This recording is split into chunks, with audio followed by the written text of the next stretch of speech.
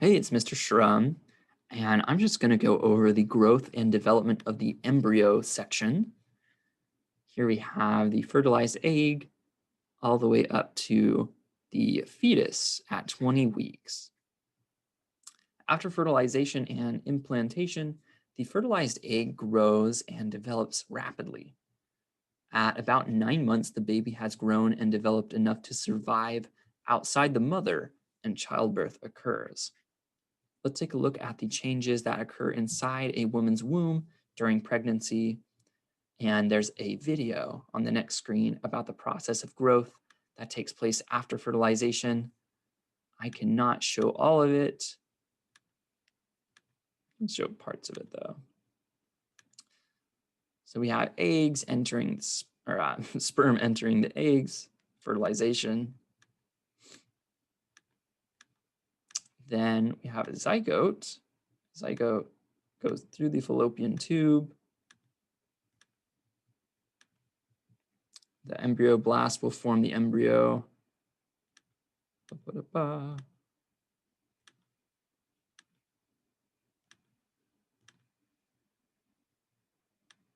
There is developing.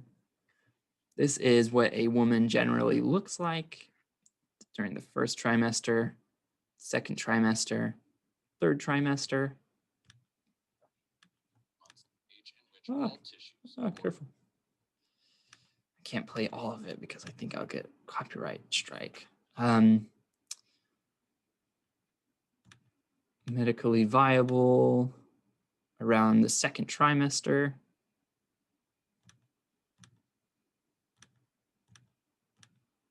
Not effaced, not dilated, Okay, but if you want to watch that in full, go back to this biology tutorial and go through that. The first sign of cellular differentiation occur in the blastocyst. Why is cellular differentiation important for the development of a fully formed human infant? Well, many different types of cells make up the human body. Therefore, it is important for cells to differentiate to form different types of tissue. The tissue can then combine to form different organs and systems that carry out specialized functions for the human body. Hormonal changes in pregnancy and childbirth. During the development of the embryo, several hormonal changes occur in the mother's body.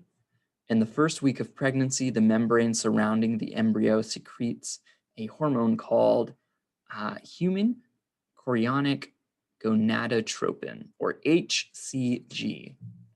This hormone prevents the corpus luteum from breaking down. That keeps levels of progesterone and, to a lesser extent, estrogen high during pregnancy. Hormones also play an important role during labor. Before birth, the pituitary gland secretes oxytocin. That stimulates the uterus muscles to contract. The ovaries also produce relaxin, which softens the ligaments and cartilage. This enables the pelvis to spread during birth. And during childbirth, just before childbirth, the woman's body undergoes changes that lead to the baby being born. The cervix dilates to prepare for birth.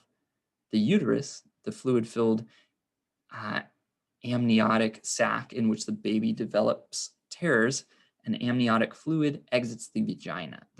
So that's when your water breaks.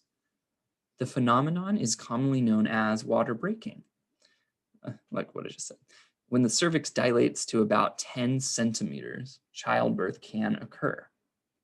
Within a few minutes after the baby is born, the uterus contracts to expel the placenta.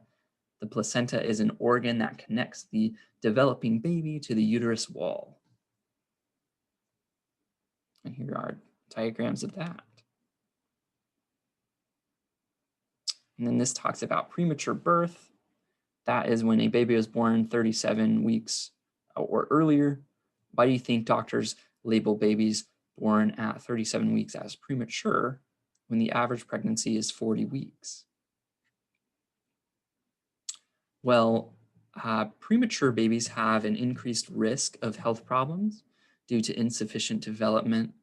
They may, uh, they may need medical attention, like with their lungs, or they may need extra protection from germs because their immune systems do not function as well as they would be at a normal birth time.